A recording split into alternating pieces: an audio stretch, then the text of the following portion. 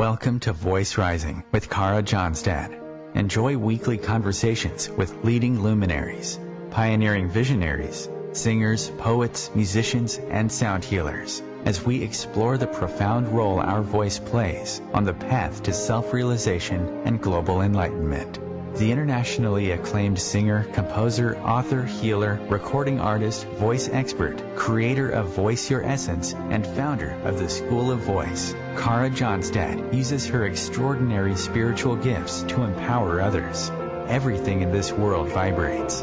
Everything has a frequency. A pioneer in the field of voice work and transformational songwriting. Her breakthrough methods are helping thousands of people worldwide fine-tune their body-mind-spirit system and unlock the energetic frequencies of limitless creativity, health, and abundance. Share your voice, ask your questions, join in the conversation. Receive life-changing, positive transformation and rise together to create a sound world. And here's your host, Kara Johnstad. Hello, everybody. Here we are at Voice Rising, and I have somebody very, very special to me today. I've loved her music for many, many years, and I want you to close your eyes and imagine northern lights, ice and snow, an Arctic landscape and the bitter stinging winds of the north. Close your eyes and then listen very deeply within, and you will feel a voice that brings this landscape alive with mesmerizing purity, a voice that represents thousands of years of ancestral wisdom, a voice that represents a sliver of eternity, and this voice is the voice of singer, songwriter, educator, I'm sure peace activist, just a wondrous being, Mari Boine. So welcome, Mari, to Voice Rising. Welcome to the show. Thank you. Thank you. Nice to be here. Yeah. So I'm going to explore with you today a place where I'm sure you feel at home, which is the power of voice and how the voice helps us to be deeply in tune not only with ourselves, but all of our surroundings. And I would like to start the conversation in hopefully an easy place, a place of your childhood. You seem to absorb the music of nature, like the wind singing and the sweet bird song, into your bones. What is the memory of song and singing that you have from your childhood? My memory from childhood is the singing, my grandmother singing, and my parents singing, but they were mainly singing hymns, but still, I mean Christian hymns, because they were told that the traditional songs were banned and they were from the devil, so they tried to forget them. But they were singing. My parents were singing every day, but only hymns. But anyway, they were singing, and this gave me the very natural, how do you say, closeness, nearness to singing. And also, of course, I was in the middle of the Arctic nature. In springtime, the birds came back after the cold and harsh winter, and I can remember the beautiful birds and the singing that started in April, May, and then the river. I grew up close to the river Anarjohka, where we fished a lot of salmon. So all these nature sounds and the wind and the ice in the springtime when we had warmer weather and the ice started breaking. All these nature sounds, and of course the wind, the hard wind, the soft wind. and the summer breeze. Because summers in the inland, many people think that Arctic is always cold, but it's wintertime, and no, summertime is wonderful, and we could have weeks with plus 30 degrees. You also have a lot of light in the summer, right? Yeah. You have 24 hours a day almost sun. Yeah, it starts now, and it's already very light. I love the light this time of the year. I want to spend most of the time up in the north in this light because it's really, really special, and it lasts until July. Yeah, and then my parents belonged to this Lestadian movement, and they took us to all these meetings that could be boring. But sometimes I love this listening to people singing together. And also at the end of every meeting, they came to this thing called rörelse, likahuset in my language. It means motion. I think that people get very moved after being singing psalm after psalm, and they come to a state of mind where they are, in a way, dancing and jumping and holding around each other and giving forgiveness. I always thought that this is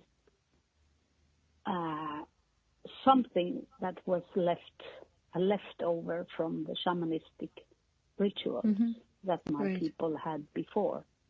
So as a child, I loved this part.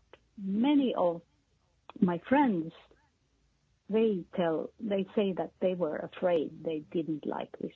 I loved it.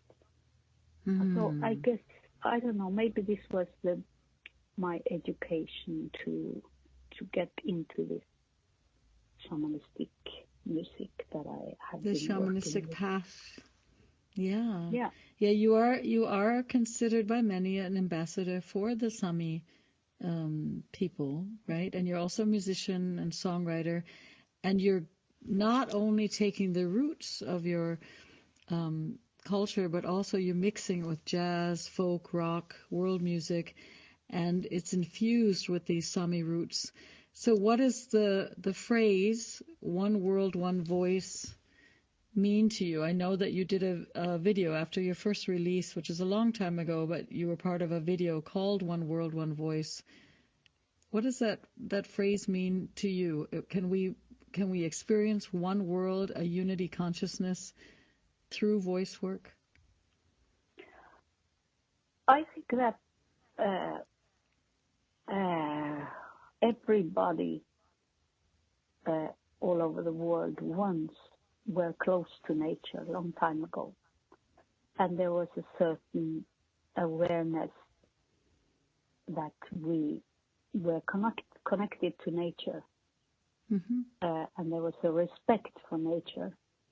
And then people were urbanized, and we had cities, and people were more and more disconnected from nature.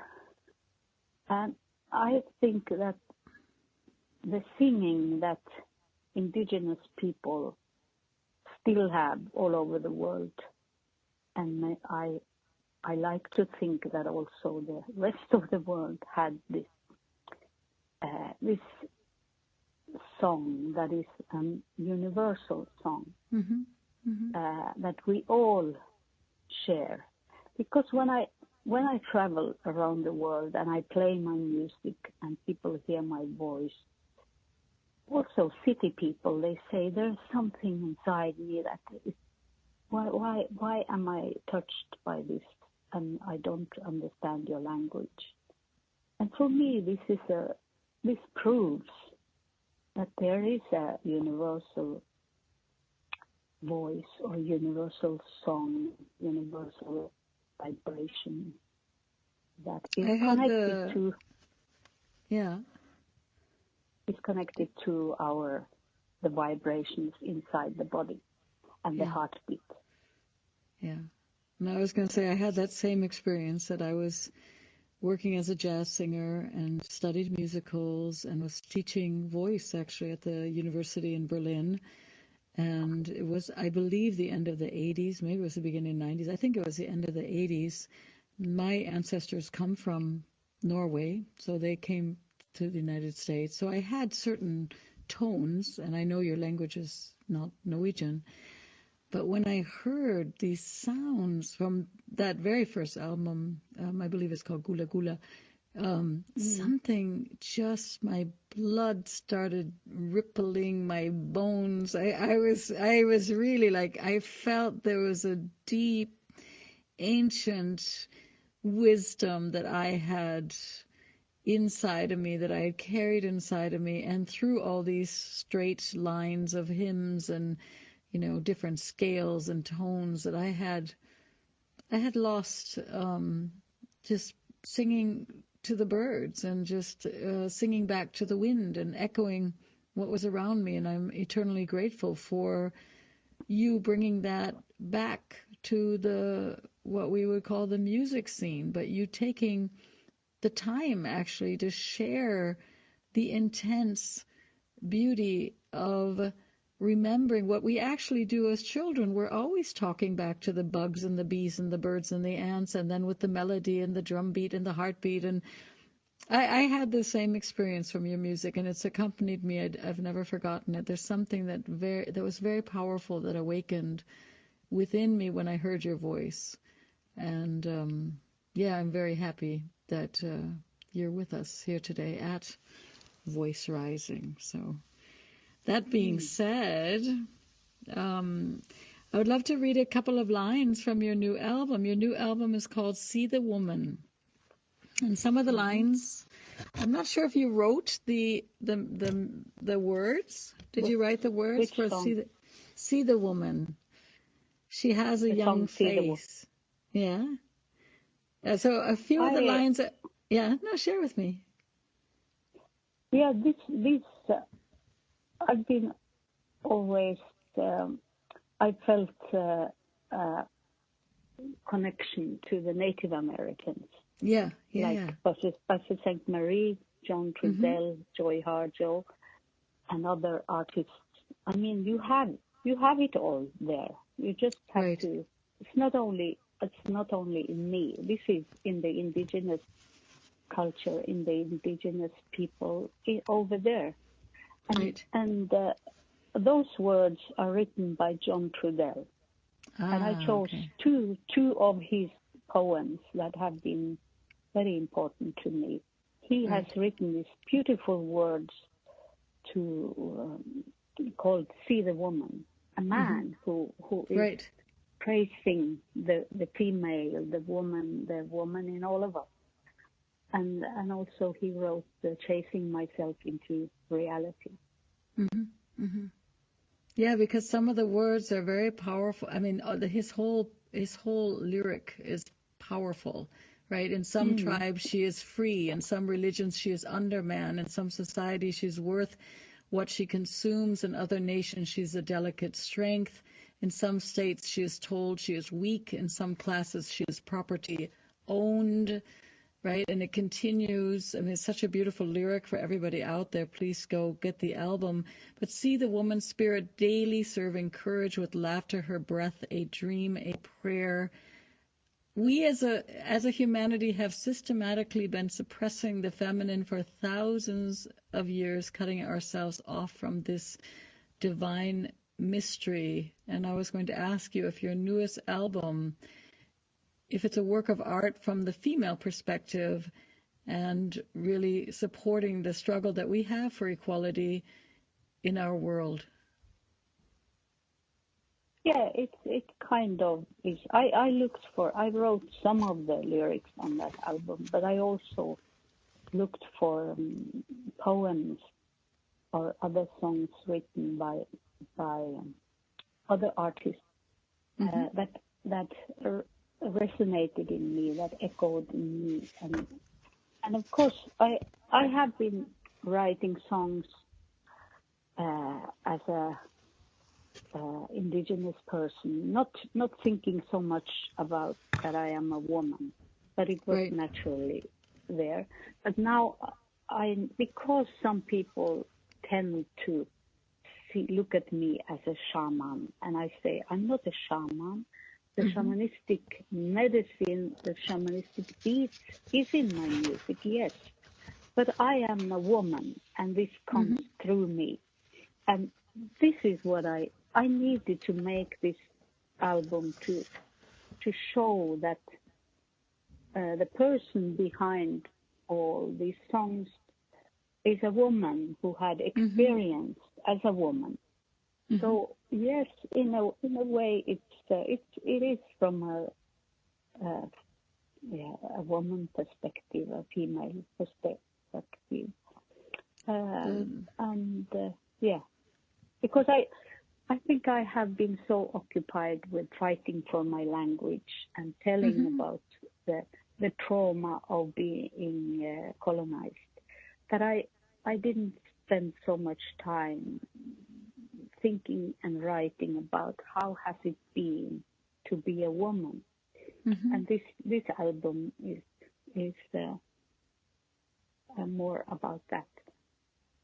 Yeah, it's very, it is very poetic, and it is more, I don't want to say more tender, because I found also a strength in all of your albums, but for me, when I was listening to it, there's a tender strength, a tenderness that is very apparent in the last work.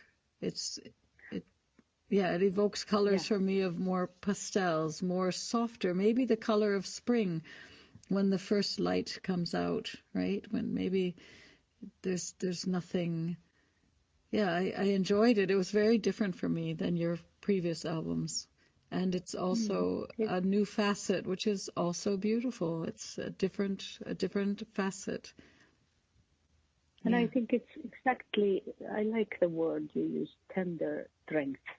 That's exactly, because, I mean, in a way we are told that being soft and tender is something weak. It's weakness. But I think that we only become strong if we also give space to the tenderness, and that we see that we can be both tender and strong. Beautiful. That it's not a weakness to be tender, because it's human to be tender too. But we have to, both these things have to be naturally there, tenderness and strength. Hold that thought, Mari. We're going to take a very short station break, and we'll be back with Mari Boine, singer-songwriter and beautiful, soulful artist.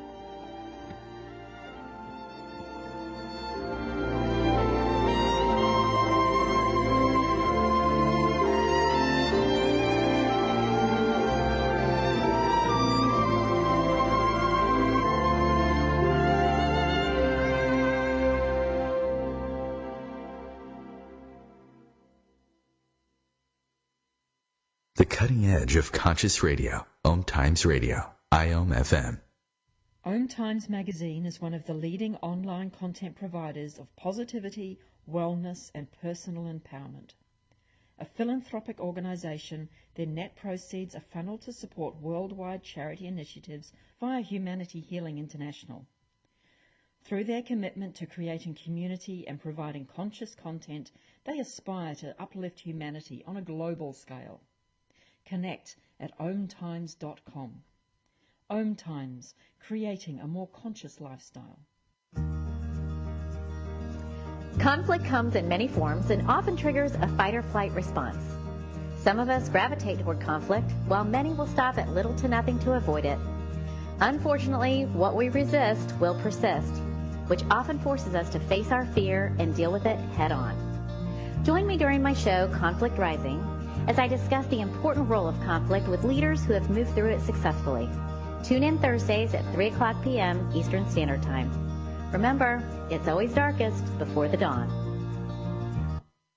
With happy clients all over the world, Kara Johnstad knows that your voice is the missing link to more authenticity, abundance, creativity, and health. An internationally acclaimed voice expert, Kara's breakthrough methods have helped thousands of people successfully heal their voice wounds and extinguish the story of self-doubt and shyness forever. Join in group trainings, attend online sessions, schedule one-on-one time, and invite Kara to work with your organization and community. Get started today. Go to www.karajohnstad.com and receive a special guided meditation designed to fine-tune your inner voice and welcome you on the voice journey. Why was the basketball court all wet? Because the players kept dribbling on it. The dad joke. Corny, groan-worthy, but also one of the simplest ways to share a moment with your kids. What did the buffalo say when he dropped his son off for school? Bye, son. So take a moment to make your kid laugh, because dad jokes rule. Make your kid laugh today. Go to fatherhood.gov. Brought to you by the U.S. Department of Health and Human Services and the Ad Council.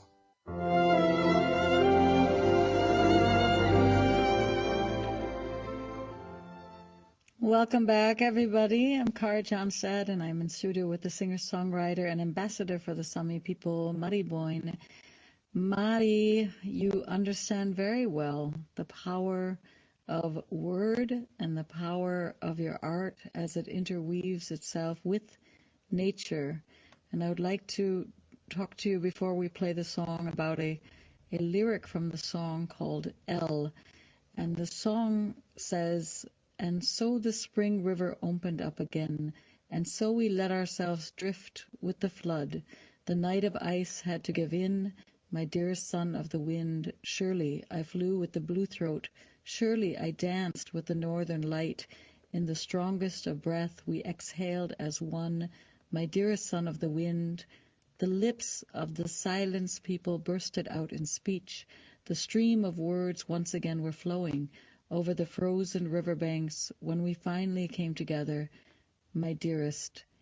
And the line that drew me the most, knowing a tiny bit about your roots, was the line, "The lips of the silenced people bursted out to speak. The stream of words once again were flowing."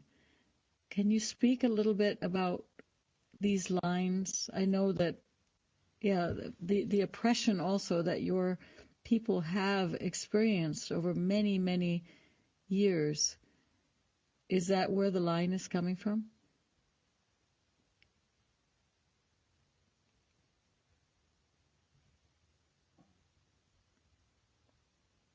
Are you still there? Okay, you can play the song El if you'd like.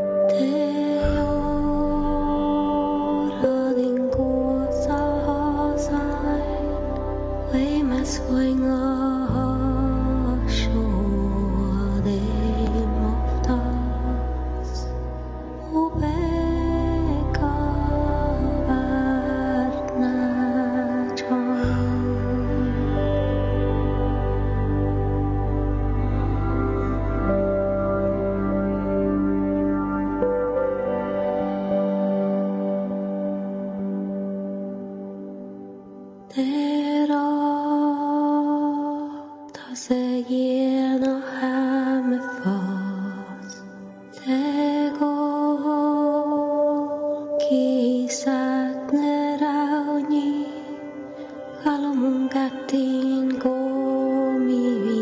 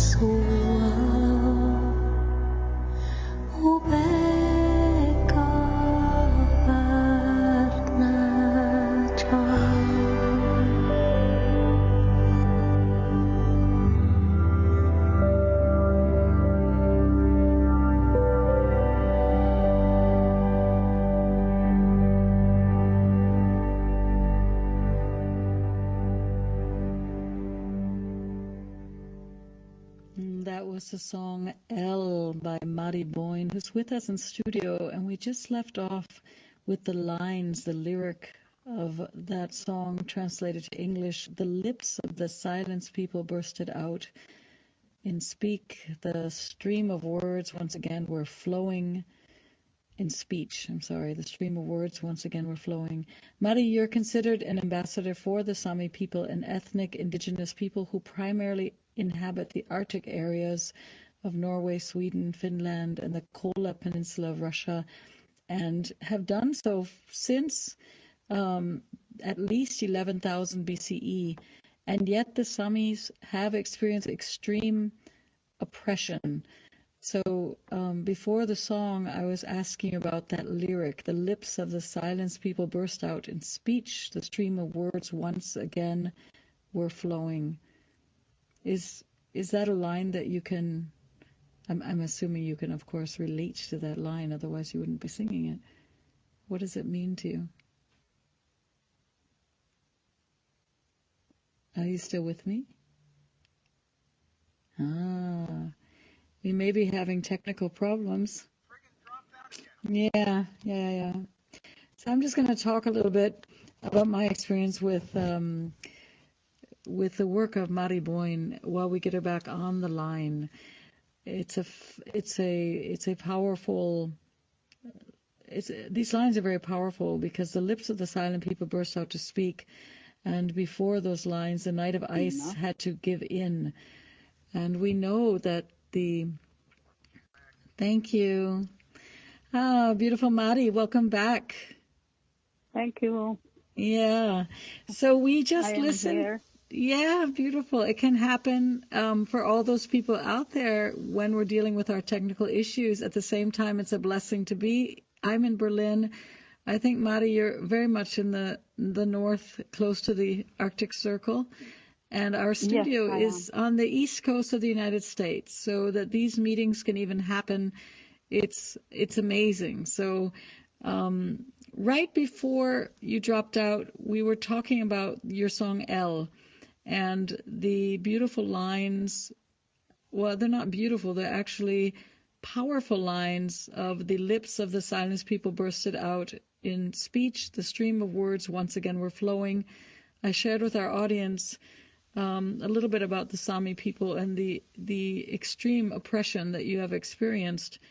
What are those lines for you? The stream of words that once again are flowing.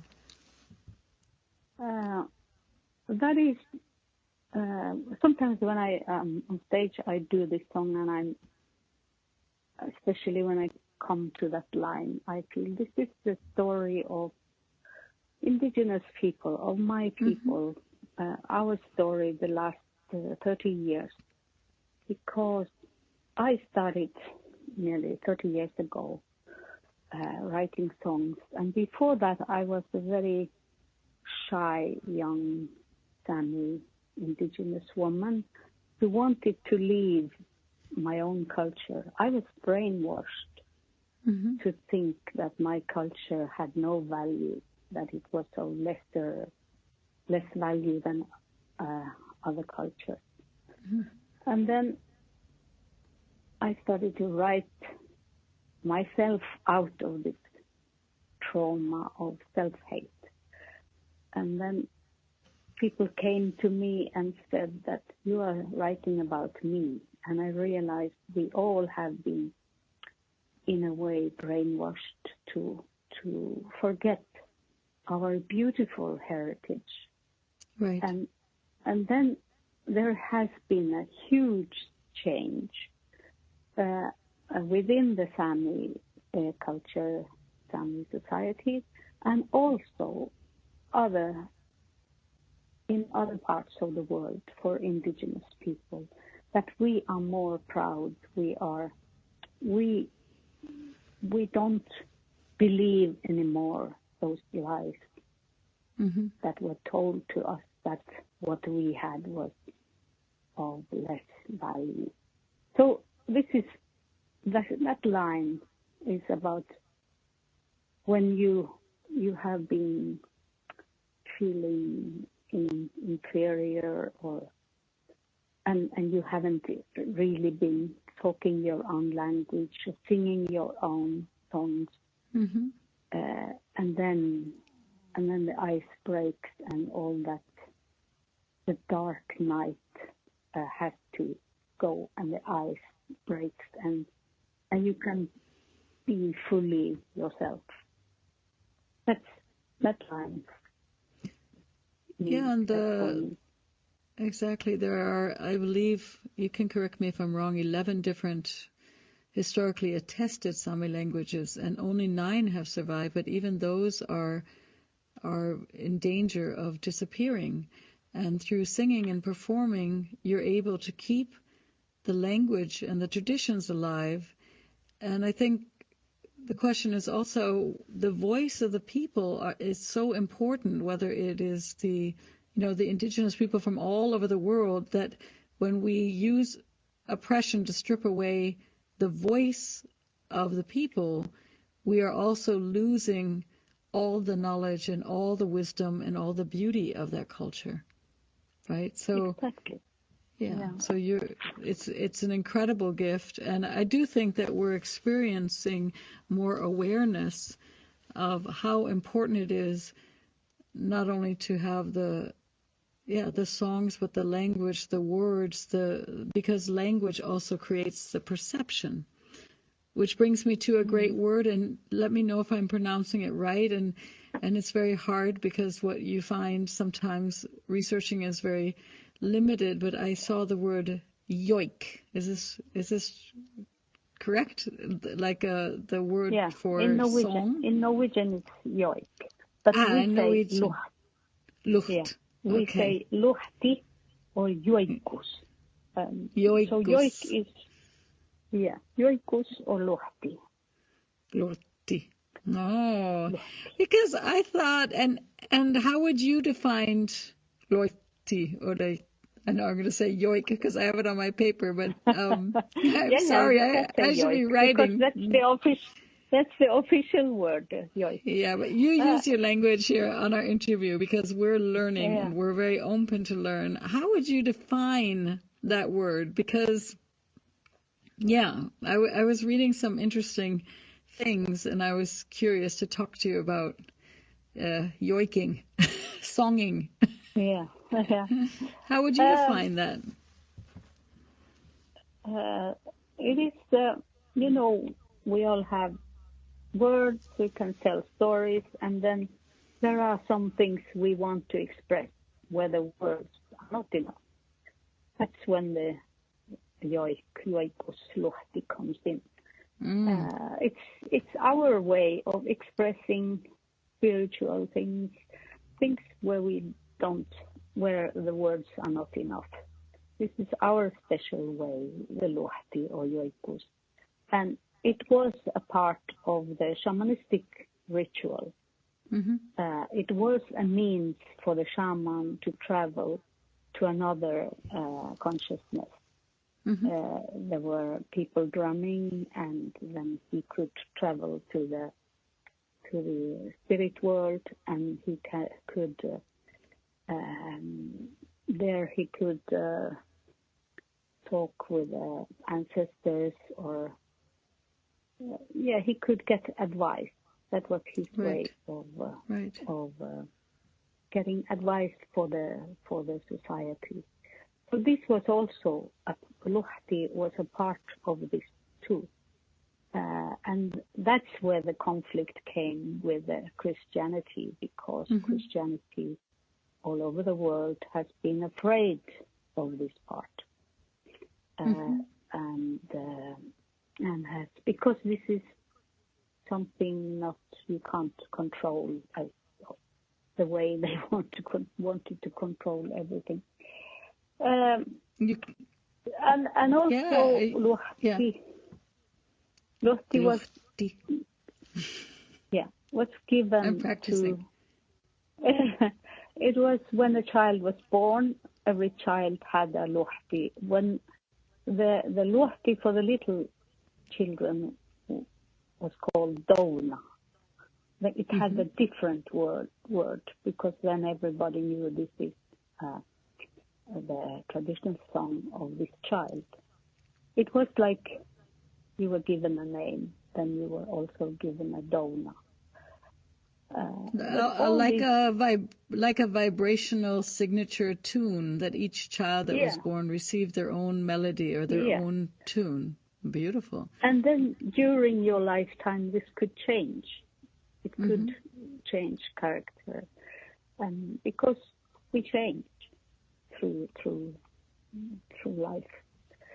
And what else? Yeah, and then you had Lohti for animals, for landscapes, and they also say it's a way of remembering, because when somebody passed away, you still have the Lohti, the joik for this person, and you can sing this and remember the person. And the main thing with the Lohti is that in Lohti you don't sing about. You go into the feeling and you are the feeling. And I think this is what I brought with me to the modern music. That when I sing a song, it's not like I'm describing, but I bring the feeling of that situation into, and I think that's why it's so powerful. And I like to think this is a heritage from our ancestors, and not only Sami. I think we all had this once, because, as I said earlier, the fact that people react, if they were not reacting to my music, then it would be something from outer space. Yes, I think you're right. Yes. Yeah. Yes, you are right. Hold your thought. We're going to take a very small station break, and then we're back. Lohti, I'm practicing, and we'll be back with Mary Boine, Muddy Boine, in a few minutes.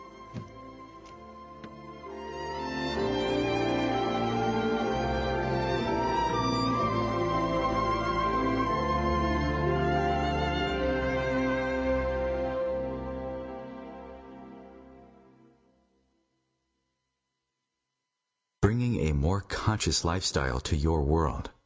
OMTimes Radio. IOM FM. Ascending Hearts is no ordinary dating site, but a spiritual dating site with a purpose, to link you with your soulmate. We engineer the serendipity so you can trust that you will attune with someone that has the same matching vibration as you. Ascending Hearts, the conscious dating site for the spiritually aware. Try Ascending Hearts for free. AscendingHearts.com. I'm Kathy Williams, host of Sexy Mom Abundant Life radio show on Thursdays at 5 p.m. Eastern, 2 p.m. Pacific. On the show, we explore living abundantly in every area of your life. Ways to let go of limiting patterns and beliefs and to step into the flow of creativity and possibility, knowing you are supported by the universe. Imagine being fired because of who you love. Imagine being denied medical treatment because of who you marry. Imagine being evicted because of who you are. Millions of Americans don't have to imagine this. They have to live it. Because in 31 states, it's legal to discriminate against LGBT people. Get the facts at beyondido.org. Brought to you by the Gill Foundation and the Ad Council.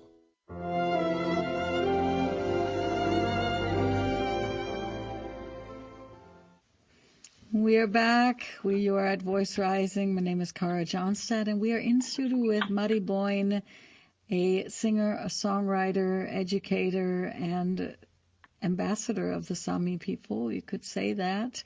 But she's also, I think, an ambassador for all of humanity. If you listen to her music, if you dive into her words, you find that essence that we were talking about right before the break is everybody has that ability to be a medium, to hold the connection dear with the sacred connection, whether it's between heaven and earth or between our nature, our trees, our animals. And one of the reasons our planet is in such a disarray is because we are losing that connection, which happens very much through voice. So, Mari, music is your medicine. You said it yourself. It's a kind of a drug, and that you get very restless if you don't play and share that gift that you have been given.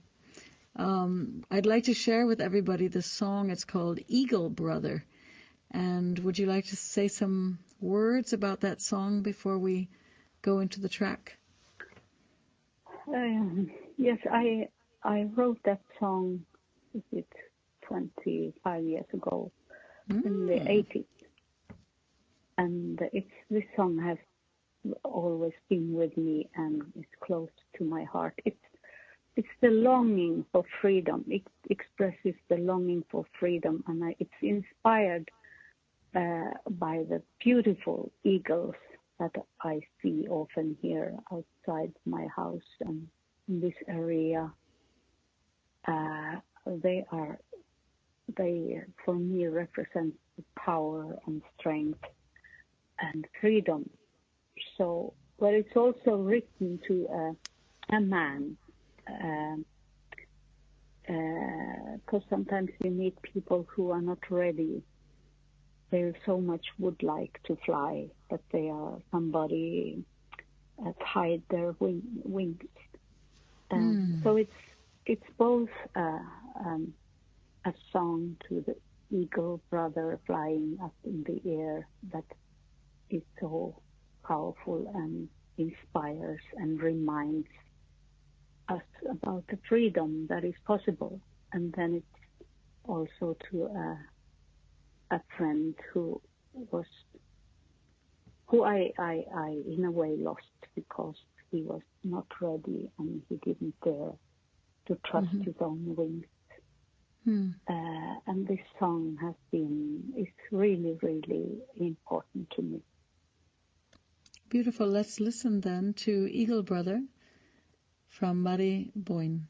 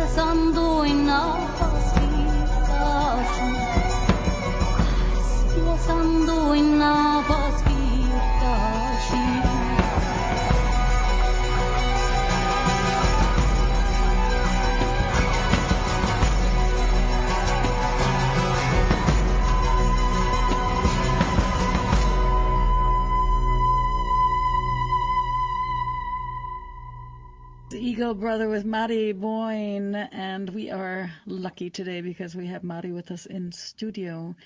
So Mari, the traditional role of art in a culture was not to be performing before. It was very much the central focus of our collectivity. Music and language is what holds us together as a culture. And in such societies, the artist is not simply an individual, but very much a representative of the entire culture, right? So what are some of the issues that you hold very close to your heart that we can continue to voice up about and bring light to as a collective humanity? I know it's a little bit of a big question, but I thought you have such a big soul that you could help us. Yeah. No, I've been thinking that we have this wonderful heritage that I and many of us nearly lost because of the colonization, because of the brainwashing, because of the banning of our rituals and all what we had. And a big part of our people, at least Sami people, have turned their back to their heritage. But little by little, we are daring to come back. And I think this is the same all over the world. And there is also a pain in the people, Native American people, Aborigines, Samis, other indigenous people, because we have lost our land, our culture, our soul, our heart, our singing, our stories are so much connected to nature and to our land. And I think all over the world there is a pain in the indigenous hearts because we see what's happening to nature.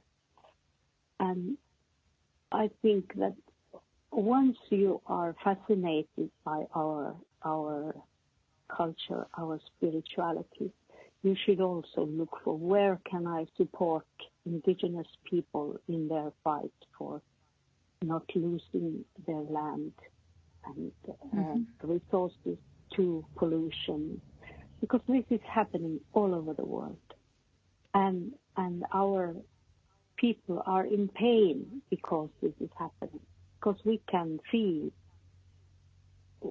nature is in a way such a big part of ourselves, and the melancholy that is in our music is because of this.